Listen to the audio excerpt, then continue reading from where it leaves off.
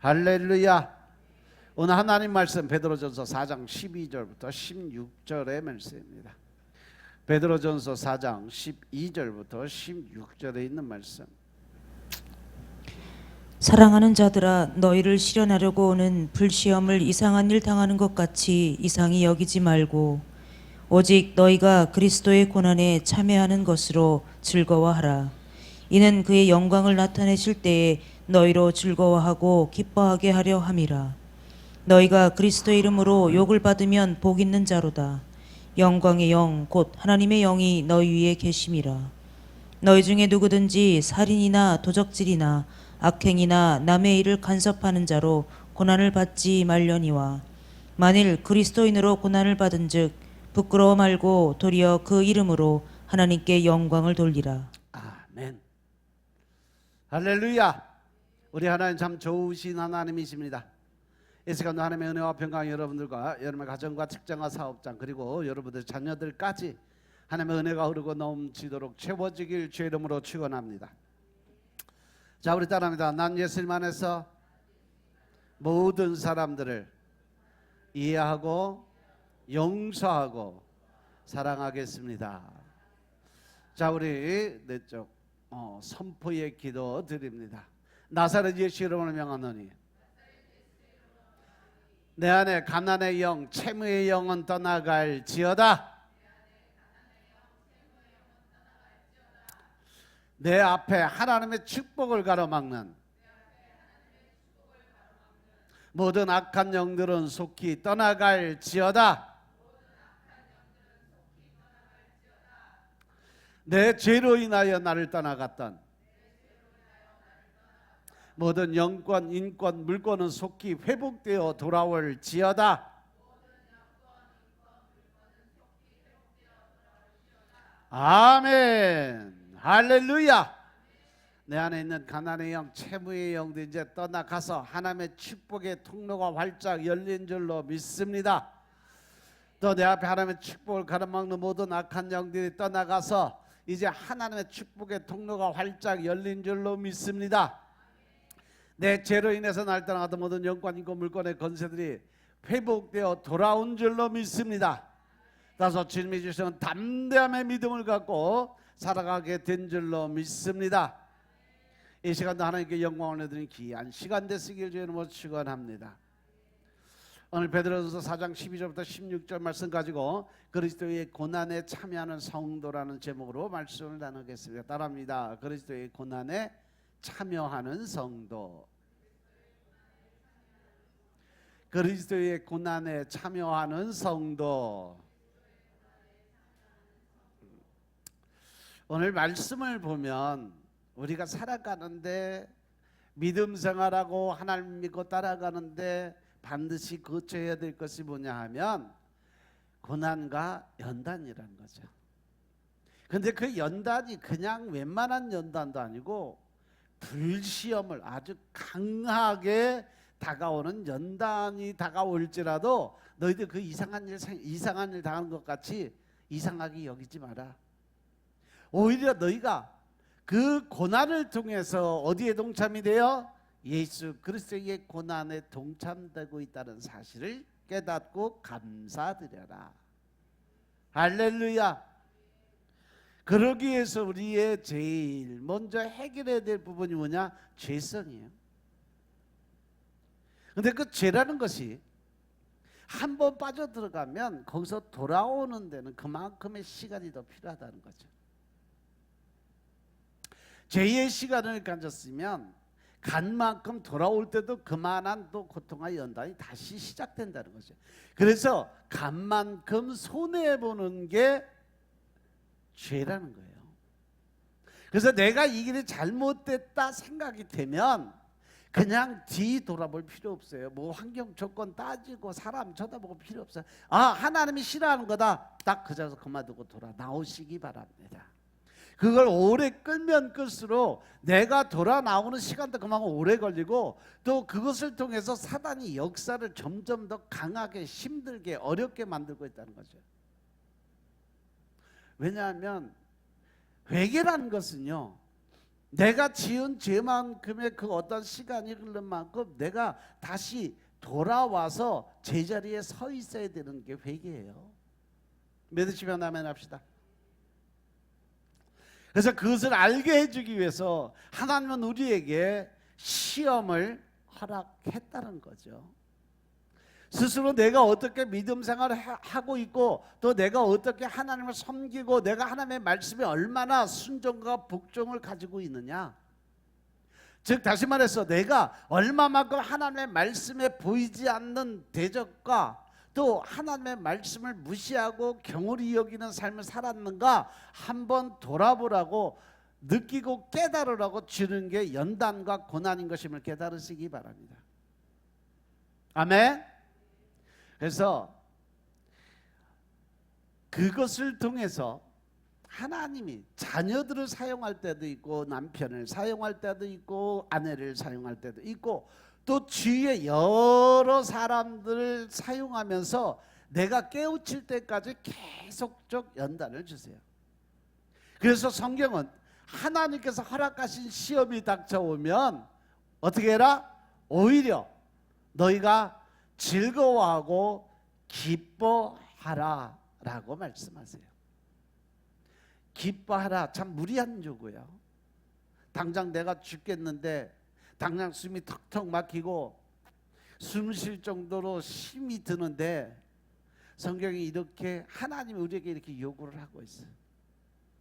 그래서 오늘 본문 말씀을 보시면 여러분을 시험하려고 시련의 불길이 여러분 가운데 이렇게 일어난다 할지라도 무슨 이상한 일이 생긴 것처럼 놀라지 마라. 그만큼 여러분들은 예수 그리스도의 그 고난에 동참하는 것이니까 오히려 그것을 통해서 어떻게 해라? 기뻐해라. 그러면 그의 영광이 나타날 때 예수님께서 다시 이 땅에 재림의 나팔을 불 때 여러분 또한 기뻐 뛰며 즐거워하게 될 거다. 그렇게 말하면서 14절에 보면 너희가 그리스도의 이름으로 치욕을 당할 때 예수 그리스도의 이름을, 즉 다시 우리가 성도의 믿음 생활하면서 더 나아가서 우리가 성도로서 세상 사람 앞에 섰을 때 사람들의 욕을 먹고 구박을 받고 무시를 당하고 그렇게 살 때 네가 진정한 하나님의 축복자라고 인정을 하겠다라는 거죠. 영광의 영 곧 하나님의 영이 너희 위에 계시기 때문이라고 말씀하십니다. 그래서 기뻐하라는 거예요. 그리고 오늘 본문이 뭐예요? 고난은 은혜다. 한마디로 정리를 하면 너희들이 고난 받는 것이 바로 은혜 받는 거다라고 말씀을 하시는 겁니다. 예레미야서 29장 11절의 말씀을 보면 그 바벨론의 포로로 잡혀가 있는 이스라엘 백성들을 향해서 하나님 뭐라고 말씀하세요? 너희들의 그 포로 생활하는 것은 재앙이 아니다. 네가 연단받고 훈련받는 거 지금 끌려가서 죽도록 고생하고 있는데 너희들이 지금 포로 생활하고 연단받고 고난받는 것은 내가 너희들에게 준 재앙이 아니다. 이렇게 말씀하세요. 내가 분명히 너희들 이렇게 힘들고 어렵게 또 포로 생활을 하게끔 미리 얘기를 하고 준비를 했지만 하지만 내가 너희들을 두고 계획하는 일들은 재앙이 아니고 보정이다. 너희에게 미래에 대한 희망을 주려고 하는 거다 이 말씀이에요. 그리고 하나님의 뜻은 바로 내 뜻은 이거라고 말씀하시는 거예요. 예레미야서 29장 11절에 보니까 여호와의 말씀하시는데 너희를 향한 나의 생각을 내가 아나니 할렐루야. 재앙이 아니라 곧 뭐예요? 평안이다. 너희에게 미래에 희망을 주기 위해서 소망을 주려 하는 하나님의 계획이고 뜻이다. 내 뜻은 너희들에게 미래에 대한 소망은 뭐예요? 천국 백성을 만들기 위해서 너희들이 지금 잘못된 생활, 잘못된 일을 한 것에 대해서 돌아보고 회개하고 다시 제자리로 돌아가게 만들기 위해서 내가 계획한 일이다 라고 말씀하세요. 실제로 그들이 바벨론 포로로 끌려가기 전에 그들이 제사를 하나님께 예배를 드릴 때, 하나님 앞에 제사 드릴 때, 우상에게 지내는 제사, 하나님께 제사를 드리는 제사, 둘 다 제사의 제단이 한 군데였어요. 시간이 되면 우상한테 제사를 드리고, 그들이 끝나면 하나님께 드리고. 그러니까 이스라엘 백성들이 정신을 차리게 만들기 위해서 하나님이 그 법 제도를 폐지시키기 위해서 하신 일이 이스라엘 백성들의 포로 생활의 시작이에요. 그 바벨론의 포로 생활, 그 기간이 없었으면 그들은 계속해서 하나님을 또 우상과 같이 동시에 섬기는 일을 끊이지 않고 반복했을 거라는 거죠. 따라서 하나님께서 우리에게 고난과 역경을 주시는 이유는 바로 하나님의 백성으로 삼아주기 위한 방법이고, 또 하나님의 자녀를 삼아주기 위해서 그들이 다시 돌아올 수 있게끔 만들기 위한 하나님의 방법이었음을, 계획이었음을 깨달으시기 바랍니다. 지금 나도 마찬가지예요. 여러분들의 삶 속에서 내가 지금 살아가는데 어떠한 연단이 지속되고 고난이 지속되고 있을 때 빨리 나를 돌아보시면 내 안에서 하나님과의 관계적 측면이 어떠한 관계가 있나를 알 수가 있어요.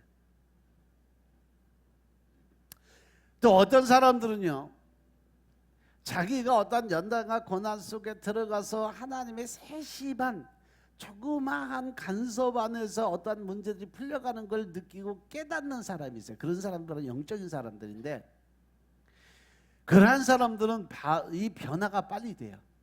그런데 하나님이 지속적으로 메시지를 주면서도 변화되라고 이야기를 하는데, 내 생각과 내 방법, 내 지식을 버리지 못해서 하나님의 방법으로 들어오는 게 아니라 끝까지 내 방법으로 결론을 지어가는 습관적 버릇이 있으면 점점점 연단은 깊어지고 커진다는 거죠.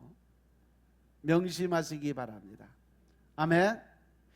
그 안에는 우리가 알지 못하는 하나님의 계획이 분명히 있음을 깨닫고 순종과 복종의 믿음을 가지고 늘 범사에 감사드리시기 바랍니다.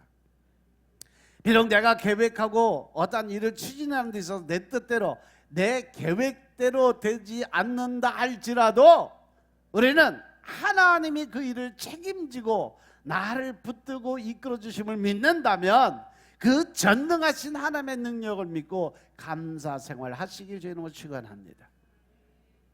잠언서 16장 1절부터 3절의 말씀을 보시면 하나님이 왜 그렇게 일을 하시는지 답을 주셨어요.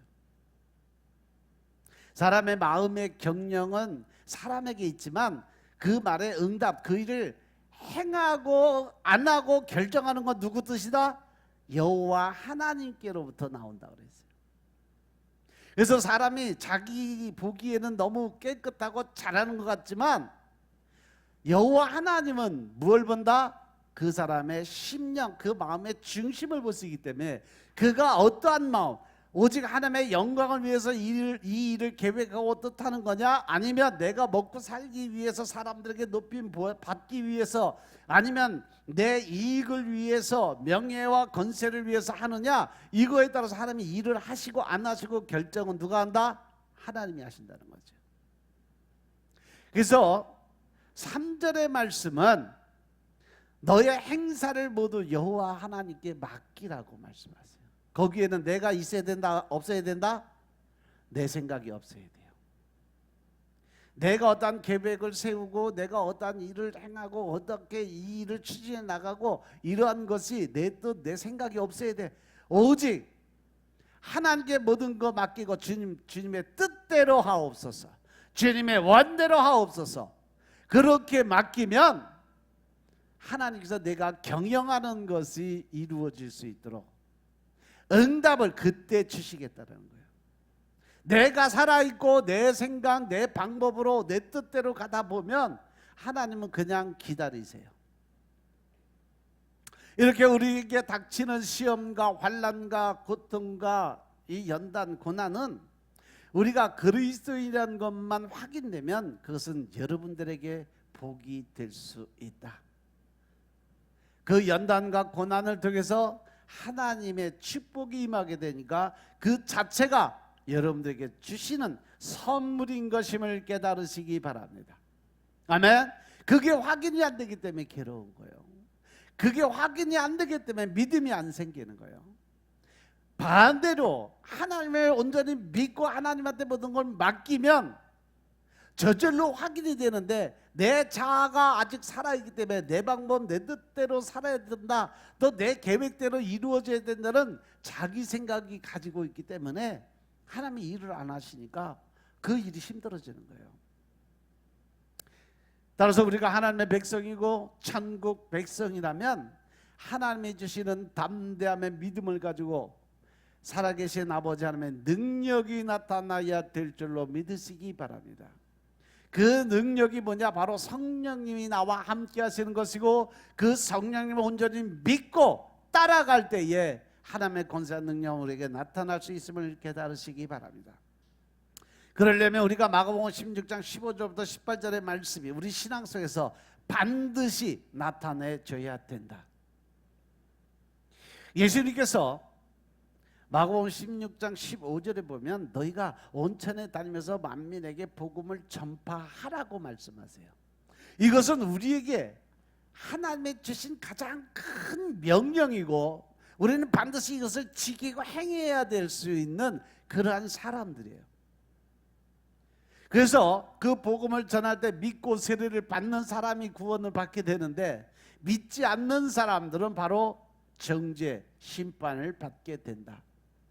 요한복음 3장 16절에도 보면 예수님께서 이 땅에 독생자로 오셔서 그 모든 죄의 고난을 다 가지만, 하나님 그 예수님을 믿는 자들에게는 하나님의 복을 주지만 믿지 않는 사람들은 이미 그들이 뭘 받았다? 심판을 받았다라고 말씀하시는 것 같은 말씀이에요. 그러면서 하나님을 믿는 담대한 믿음을 가진 자들에게 나타나는 표적이 있어요. 믿는 자들에겐 이러한 표적이 따르리니. 할렐루야, 할렐루야. 곧 그들이 내 이름으로 귀신을 쫓아내며 새 방언을 말하며 뱀을 집어올리며 무슨 독을 마실지라도 해를 받지 아니하며 병든 사람에게 손을 얹을 때 낫는 역사가 일어날 거다라고 말씀하십니다. 이 말씀이 여러분들에게 임하시길 주님으로 축원합니다. 최소한 하나님을 믿고 내가 하나님의 자녀고 예수님의 복음전도 사명을 받은 자라고 인정을 한다면, 천국 백성으로 인정받는 사람들이라면, 믿는 자들이 복음전도 현장에서 행해야 될 이 명령이 곧 나에게 주신 명령인 것을 깨닫고, 여러분들이 귀신을 쫓아내고 방언 기도 열심히 드리고, 또 어떠한 말, 어떠한 생활, 어떠한 환경 조건에 대해도 절대 거기에 상처받지 말고 담대한 믿음을 가지고 아픈 자에게 손 얹고 기도드릴 때 낫는 역사가 일어나게 반드시 만들어줘야 된다. 성령 하나님이 하시는 일을 회방하는 일은 이 땅에서도 하늘나라에서도 죄사함이 없는 그러한 큰 중죄인 것임을 믿으시기 바랍니다.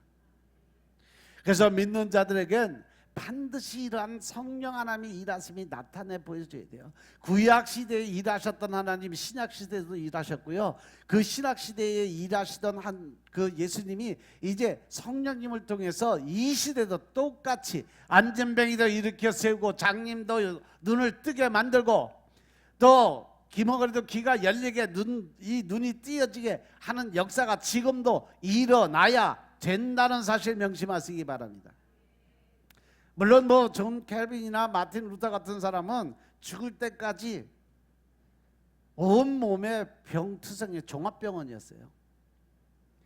죽을 때까지 몸에 그 병이 떠나지 않아서 고통을 당하면서 죽었는데, 마틴 로이드 존스 목사님은 신경쇠약으로 돌아가신 날까지 수면제가 없으면 잠을 못 잤던 분이에요.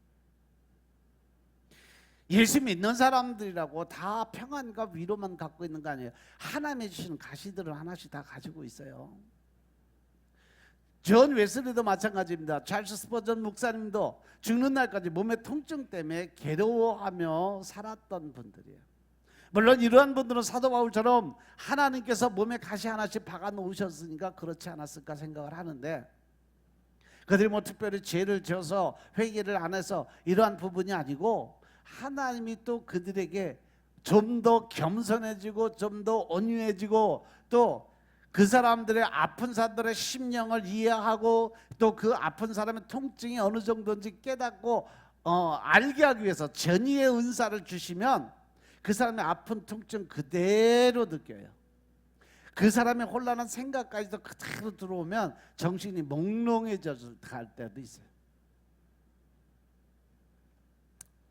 그래서 몸의 가시를 통해서 상대방의 아픔과 고통을 함께하고 그들의 마음을 좀 더 실질적으로 이해하고 좀 더 겸손해지고 온유한 마음을 가지라고 심어놓은 가시인 줄로 믿으시기 바랍니다. 사도 바울에게도 하나님께서 내가 받은 은혜가 족하다라 말씀하시면서 그가 고쳐달라고 그렇게 기도를 드려도 하나님이 안 고쳐줬잖아. 죽을 때까지. 왜? 좀 더 낮아진 그러한 삶을 살게 만들기 위해서 하나님이 쓰시는 방법이었음을 깨달으시기 바랍니다. 우리가 믿음 생활하면서 우리의 삶 속에 일어나는 그 고통과 고난과 시험의 원인이 하나님이 주신 거다. 맞습니까? 틀리십니까? 맞을까? 틀릴까? 내 삶 속에 힘들고 어려운 일 모든 것이 하나님이 나를 위해서 만들어 놓은 거다. 맞을까? 틀릴까?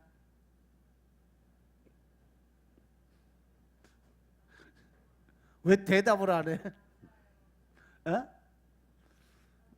맞을 것 같아? 지금까지 설교한 거 보면 맞을 것 같지?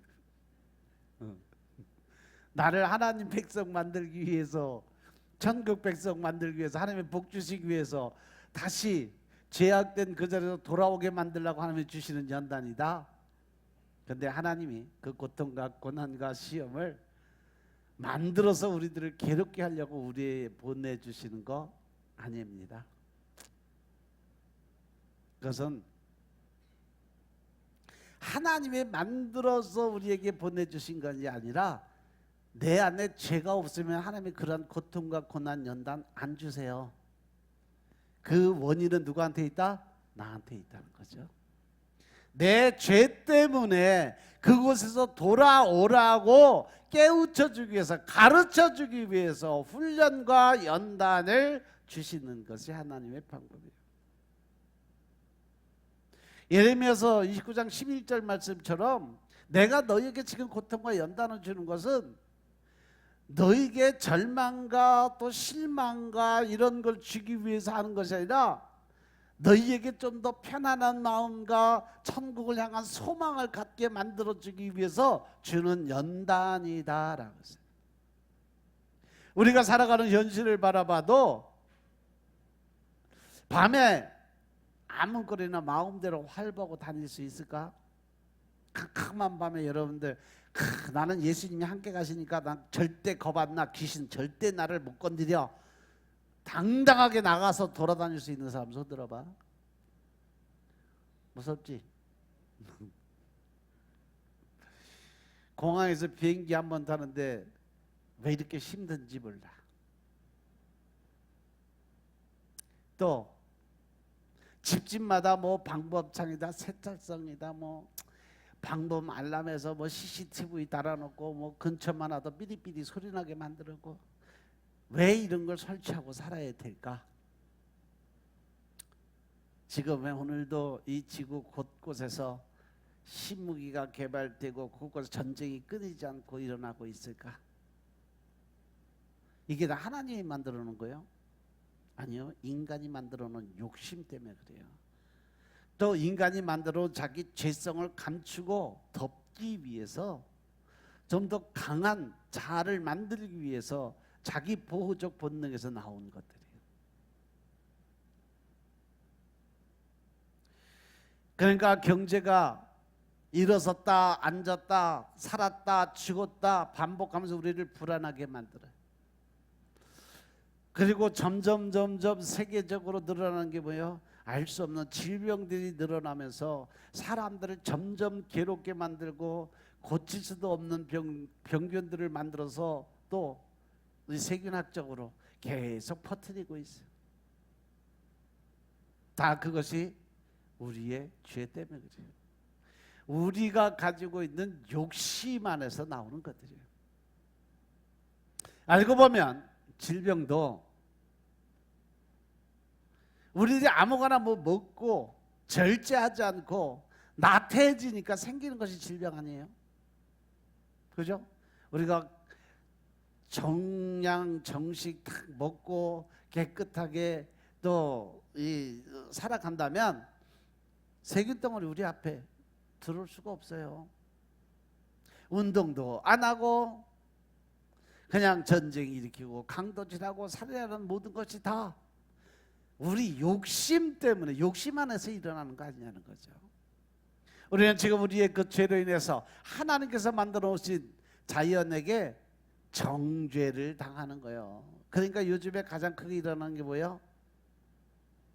무슨 현상이 일어난다 그랬어요? 아무 생각도 없이 앉아 있어. 우리 지연이 집사, 우리를 힘들게 하는 현상, 요즘에 가장 잘 일어나는 현상이 무슨 현상이요? 엘니뇨 현상이잖아. 뭘 이렇게 어렵게도 생각해. 엘니뇨 현상 때문에 지금 지구가 다 몸살을 앓고 있어요.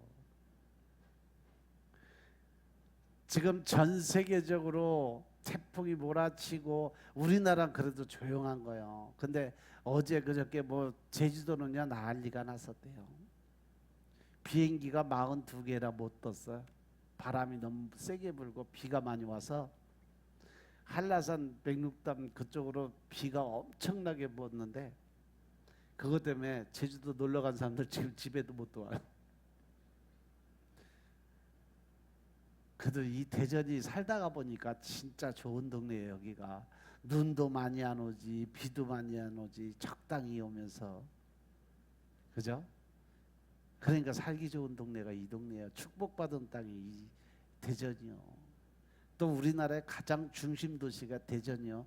대전에 살다 보니까 조선팔도 이쪽 우리 대한민국 땅 2시간 안 거리에 거의 2시간, 2시간 반 거리. 어디든지 다 갈 수 있어. 그래서 정부 청사가 이제 내려온 데는 그 난리들을 치고 있는 거지. 그런데 사람들은 자기들이 힘들고 어려울 때마다 어떠한 사건이 벌어질 때마다 하나님에 대한 원망을 쏟아부어요. 하나님 도대체 뭐 하십니까? 하나님 왜 세상이 이렇게 변해가는 걸 그냥 보고만 계시냐고. 원망과 불평을 쏟아내. 과연 우리들에게 그러한 하나님에 대한 원망과 불평을 질문할 수 있는 그러한 권세가 주어졌을까? 그것은요 자기가 얼마나 큰 죄인인 것을 아직 모르고 있다는 증거예요. 우리가 얼마만큼 큰 죄인이라는 걸 모른다는 것은 아직 내가 성도로서 하나님의 백성으로서 천국인으로서 출발할 준비 자세가 되어 있지 못하다는 거죠. 우리가 성도로 인정받고 살아가기 위해서 나의 죄성부터 깨달아 알아야 된다는 거죠. 하나님을 믿는 자로서 성도로서 인정을 받을 수 있는 그러한 담대함의 믿음을 보여야 된대요. 그래야 은혜가 뭔지 알게 되는 것이고 그래야 그것이 선물이 되는 거지 저주인지 또 하나님의 그 어떤 심판인지 깨닫지 못하고 있는 자에서 불평과 원망만 가지고 있다면 우리는 영원히 하나님의 백성으로 살아갈 수 없다는 사실 명심하시기 바랍니다. 2차 세계대전 때 아우슈비츠 수용소에 그 유대인이 한 낙서 같던 기도문이 알려진 게 있어요. 하나님, 당신은 지금 뭐 하고 계시는 겁니까? 왜 이렇게 고통과 고난을 우리에게 허락하시는 겁니까? 라는 처절한 그의 기도문. 우리는 그 기도 소리를 들어보면서 나를 돌아봐야 돼요. 우리가 만들어 놓은 상황이고 처지임에도 불구하고 나의 잘못과 허물은 뒤로 감추고 하나님을 향한 불평과 원망의 소리를 높여가는 나를 돌아다 봐야 될 줄로 믿으시기 바랍니다. 남의 허물을 들추고 있다는 것은 자기가 얼마만큼 큰 죄인이라는 것을 아직도 모른다는 증거예요. 내 죄가 그렇게 큰데 남의 허물을 들춰낼 시간 어디 있어? 내가 나를 먼저 바꿔지길 원하고 내가 먼저 변화되고 내가 먼저 행함 있는 믿음을 보이고 살아가야 될 때인 것임을 깨달으시기 바랍니다. 결국 내가 얼마만큼 큰 죄인이라는 걸 모른다는 것은 나는 아직 성도로서 하나님의 백성으로서 출발할 준비가 되지 않았다는 이야기입니다. 그러니까 내가 죽지 않고 살아있으니까 내 허물은 안 보이고 남의 허물만 보이게 되는 겁니다. 우리 그리스도인의 인생의 목적이 뭐라고 그랬어요? 거룩한 자가 돼서 하나님의 성품을 배워서 그 하나님이 사시는 거룩한 나라에 참여하게 되는 게 우리 인생의 목적이라고 그랬어요.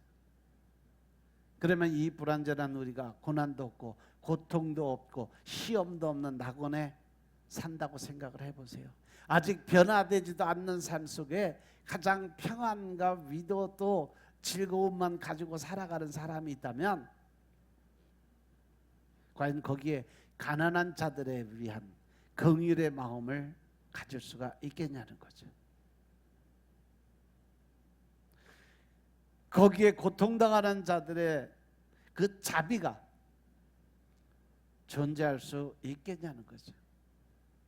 그리고 거기에 우리가 끝까지 지키고 가야 할 인내의 마음이 있을 수 있겠냐는 거죠. 내가 살아가는 게 편안하고 내 안에 고통이 하나도 없는데 어떻게 내가 남을 위해 먼저 살 준비가 되겠냐는 거죠. 서로를 위해서 격려나 위로나 이런 것도 깨닫지 못하는 거죠. 더 나아가서 불의를 향해서 맞서는 온유함조차도,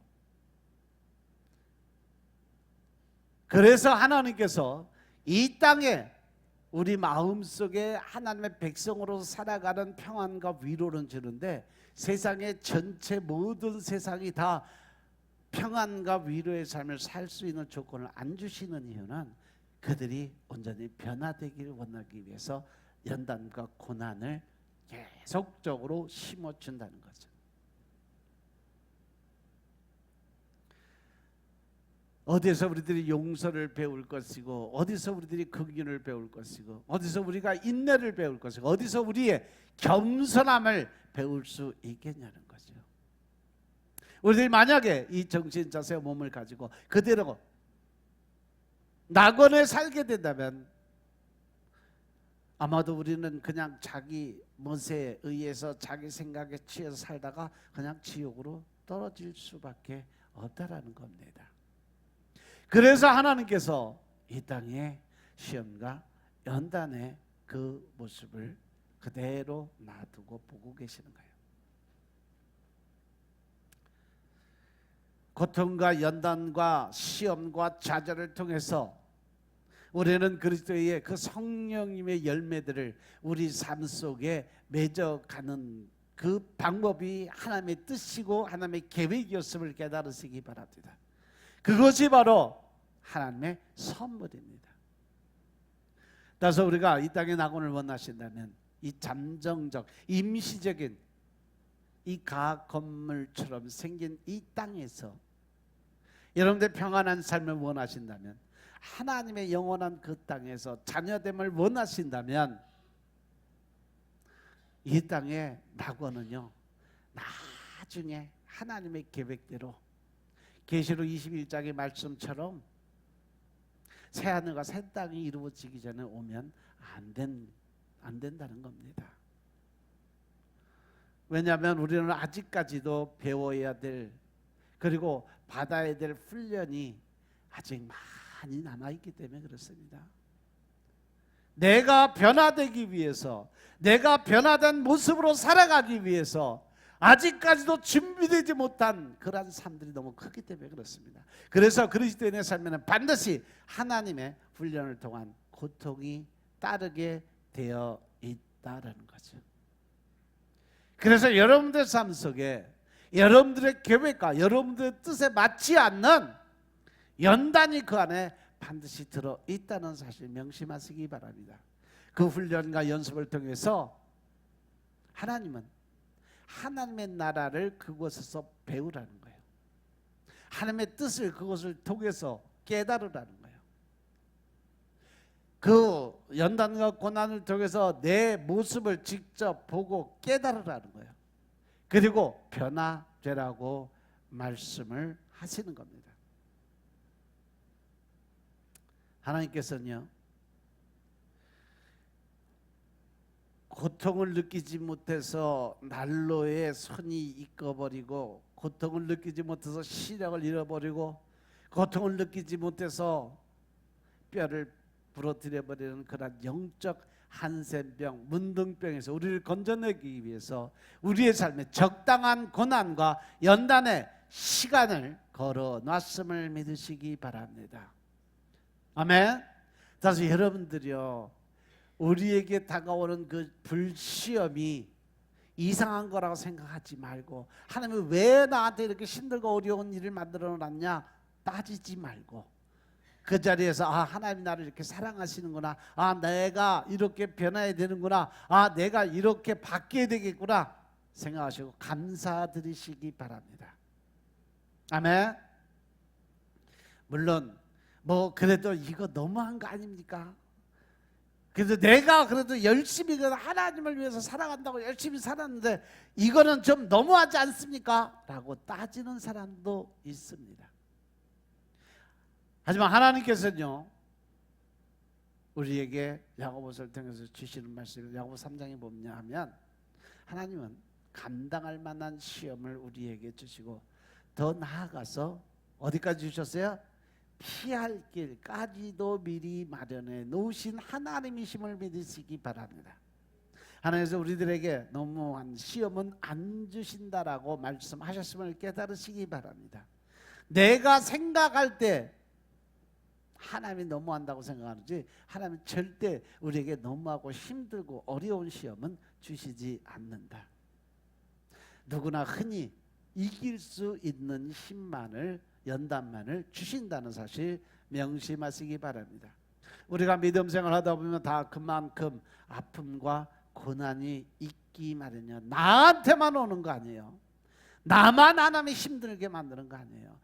보이지 않게 모든 사람들이 똑같은 시험과 연단 안에 빠져 있습니다. 따라서 우리는 적당한 고통을 통해서, 적당한 고난을 통해서 우리의 영적 상태를 확인하고 더 썩어 들어가지 않도록 주의하고 돌이키며 신앙의 영적 생활을 해야 된다는 사실 명심하시기 바랍니다.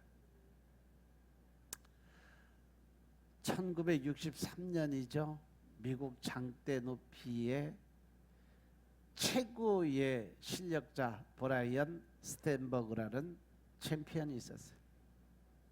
그때 당시 그 나이 18살, 고등학교 2학년이에요. 그 다음에 64년도가 올림픽 기간이었어요. 그는 워낙 능력이 출중해서 모든 사람들이 다 하다못해 그때 당시 대통령이 존 F 케네디였는데, 그 존 F 케네디 대통령까지도 얘는 당연하게 올림픽 금메달을 딸 거라고 확신하고 뒤를 밀어줬어요. 그런데 그가 올림픽 연습을 하다가 트램폴린에서 점프하다가 장대가 휘어지고 꺾어지면서 떨어지는 사고가 벌어집니다. 그리고 떨어지면서 이 머리부터 떨어지면서 이 목뼈가 중추신경이 끊어져 버렸어요. 그래서 그 자리에서 그는 전신마비 환자가 됩니다. 가장 인간적인 마음에서 볼 때 그가 처한 현실을 바라보니까 모든 부귀영화가 다 날아가 버렸어요. 명성도 날아가 버렸어요. 그 상태에서 그가 좌절과 실망 가운데 모든 거 포기하고 있을 때 3개월 만에 예수님을 만나게 됩니다. 만약에 여기서 한번 생각해 봐요. 그가 아무 사고 없이 올림픽 금메달리스트가 되고 부귀영화를 누리고 모든 사람의 박수갈채를 받으면서 이 세상 것에 푹 파묻혀서 살다가 가는 그런 브라이언과 19살 때 목뼈가 부러져 이제 하반신 마비가 돼서 아무것도 누릴 수 없는 것이 없는 상태에서 예수 그리스도를 만난 그 브라이언과 과연 여러분은 누가 더 복된 자라고 생각을 할까요? 물론 여러분은 믿는 자들이니까 예수님 만난 사람이 더 복된 자라고 얘기하겠죠. 세상 사람들은 절대 그렇게 생각 안 한다는 거죠. 내가 어디에다 눈을 두고 그 사람을 평가하고 바라보느냐에 따라서 그 평가가 달라진다는 거죠. 그런데 예수님을 만난 브라이언이 이러한 얘기를 합니다. 나는 미래에 대한 소망이 있습니다. 성경은 나에게 영화롭게 될 우리의 몸에 대해서 말해주고 있습니다. 고등학교 시절 그것은 항상 아련하고 낯선 개념이었습니다. 그러나 지금 나는 내가 완전히 나을 것을 알고 있어요. 나는 완전한 사람이 될 기회를 빼앗긴 것이 아니라 잠시 뒤로 미뤄놨던 것입니다 라고 고백을 합니다.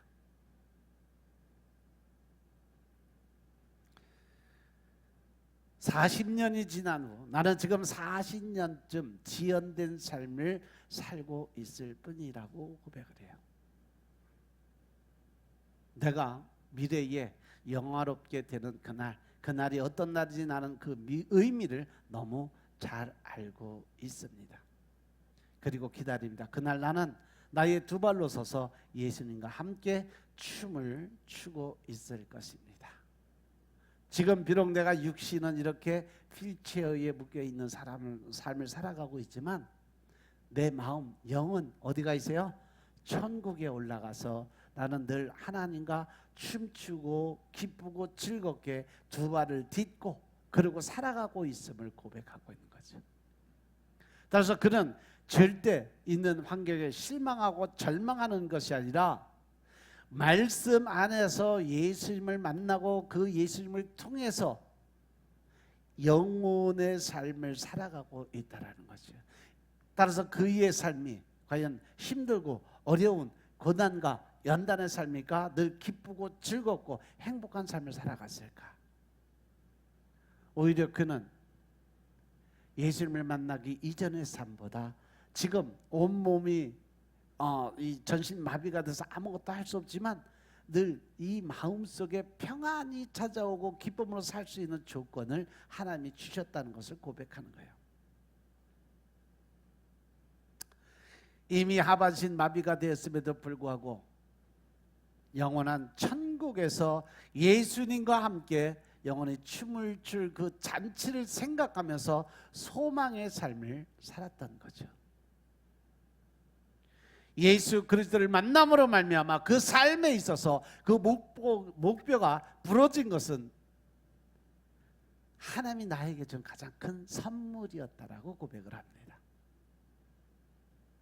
그가 자신의 부상이 하나님이 주신 나의 선물이었다고 얘기하면 과연 세상 사람들은 뭐라고 이야기를 할까?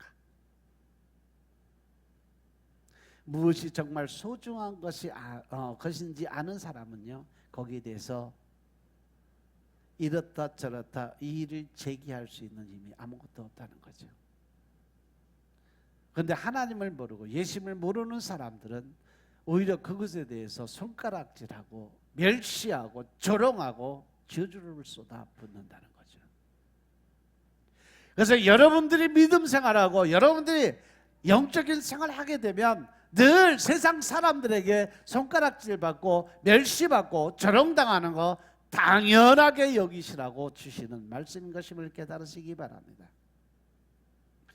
또 한 사람이 있어요. 러시아 대문호 도stoyevsky도 마찬가지입니다.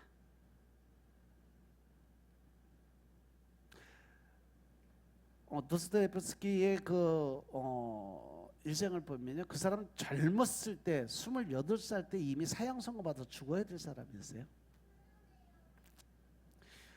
28살에 진보적인 단체에 가입했다는 이유로 사형 선고를 받았어요. 사형 선고 받고 1년 더 8개월 만에 아마 8개월 만에 사형 집행이 이루어집니다. 근데 사형 받는 날 사형답에 딱 묶여서 마지막 유언을 해라. 그래서 뭐 이제 28살 먹은 청년이 뭔 유언할 게 뭐가 있겠어. 이루는 게 아무것도 없는데. 그래서 하늘을 바라보면서 저 멀리 쳐다보고 있는데 마침 교회 첨탑 위에 십자가가 정확하게 눈에 들어오더래요. 그 시간에 문득 이러한 생각을 했다 그래요. 혹시 저 십자가와 나와 무슨 연관이 있는 건 아닐까? 정말 저 십자가와 나는 아무런 상관이 없는 것일까 하는 생각을 하고 있는데 기적이 일어났죠. 황제의 특사가 만화처럼 소설처럼 등장을 합니다. 바로 사형 면제 소식을 가지고 도착해서 그 자리에서 사형이 취소가 되고 시베리아로 유배를 떠나게 만들었어요. 그가 수년 동안 유배를 떠나는 그 길에서 도스토옙스키가 딱 한 권의 성경만을 가지고 갔다 그래요. 그래서 그 성경을 자기가 죽는 순간에 자기 마음에 와닿았던 그 십자가를 깨닫고 도대체 그 십자가가 무엇인가, 그리고 그 하나님이란 신이라는 것이 무엇인가를 깨닫기 위해서 그 십자가 성경책을요 읽고 또 읽고 읽고 또 읽고 진짜 너덜거릴 정도로 성경을 읽었다 그래요. 그리고 그가 진짜 성령의 세례를 받게 되고 하나님을 만나게 돼요. 그리고 그가 한 말이 아주 유명한 말이 있어요. 만약 어떤 사람이 정말 세상의 지식으로 탁월한 사람이 이 땅에 나타나서 성경은 전부 거짓이다, 그렇게 누구도 부인할 수 없는 과학적 증명을 갖다가 만들어서 한다 할지라도 나는 그가 거짓말이라고 증명해낸 그 성경 하나님 말씀만을 믿고 살 거다, 이렇게 고백을 했다 그래요. 그 안에서 진리를 깨달은 거죠. 진리 안에서 자유함을 얻게 된 겁니다. 그리고 나서 하나님의 그 말씀에 입각해서 그가 감동으로 쓴 책의 첫 번째가 뭐예요? 죄와 벌이란 책이에요. 그리고 두 번째가 바로 카라마조프의 형제들이란 책을 쓴 것이 바로 도스토옙스키의 대표적인 작품으로 남았어요. 그 안에는 복음이 담겨져 있습니다. 도스토옙스키의 그 사형 언도와 그 유배지의 삶이 바로 그 사람에게는 하나님의 엄청난 선물이었다는 거죠. 따라서 우리에게 다가오는 어떤 환난과 연단, 이 고난이 하나님이 우리를 힘들고 어려우게 만들기 위한 방법이 아니라 하나님의 뭔가 다른 또 계획이 있고 그 안에서 새로운 것을 주기 위한, 하나님의 선물을 주기 위한 그 예비된 작정이었음을 깨달으시기 바랍니다. 그리스도의 삶에는 반드시 이렇게 고난과 고통과 시험이라는 것이 필연으로 주어지게 되어 있습니다. 여러분들 고통을 느끼지 못해서 지옥 같은 생활을 살아가는, 그러다가 지옥으로 떨어져 버리는 그 영적 한센 병자가 되기 원하지 않으신다면 말씀 안에서 진리 안에서 하나님 만나시기 바랍니다. 그 말씀을 통해서 성령님이 깨우쳐 주시는 그 권세와 능력자가 되시길 주님으로 축원합니다. 아니면 고통을 통해서, 고난을 통해서 하나님의 백성임을 깨달아 알아가면서 하나님의 백성으로 만들어져 그러한 그리스도인의 삶을 사시길 주의 이름으로 축원합니다. 그러니까 지금 여러분들 만약에 고난과 고통의 삶의 연속이고 더 나아가서 뭔가 내게 새로운 일들이 자꾸 생기면 그걸로 인해서 감사드리세요. 감사드리시기 바랍니다. 하나님이 주시는 선물이 반드시 뒤에서 기다리고 있다는 사실 명심하시기 바랍니다. 믿는 자들이 받아야 될 고난과 고통은요, 하나님의 계획 안에서 반드시 이루어져야 될 일이고 또 우리가 거치고 헤쳐나가야 될 부분이라는 것을 명심하시기 바랍니다. 여러분 신앙생활하고 믿음생활하는데 힘들고 어렵다면 그것이 감사드릴 기도 제목입니다. 속으로 목사가 맨날 뻥만 친다고 얘기하겠지만 뻥이 아니요, 이건 사실이요. 그래서 제가 실예를, 유명한 사람들 실예를 2개, 3개씩이나, 내가 예문도 거의 안 드는데 실제적인 예를 들어서 설명해 준 이유는 바로 여러분들이 받는 그 고난과 고통의 삶 자체가 딱 한 가지밖에 없어요. 내려놓음. 내 생각, 내 뜻, 내 방법, 내 의, 고집과 아집, 이것만 내려놓으면 그 다음부터는 하나님이 일하세요. 하나님이 일을 하시게끔 만들어서 내가 내려놓음을 통해서 하나님과 교제를 이루어야 되는데 내가 살아있고 하나님 보고 죽으라고 그러니까 일이 안 풀어지는 거예요. 믿습니까? 우리 옆 사람에게 인사합시다. 내가 죽읍시다. 내가 죽겠습니다. 할렐루야. 꼭 죽어야 살 수 있는 게 신앙입니다. 아멘. 기도드리겠습니다.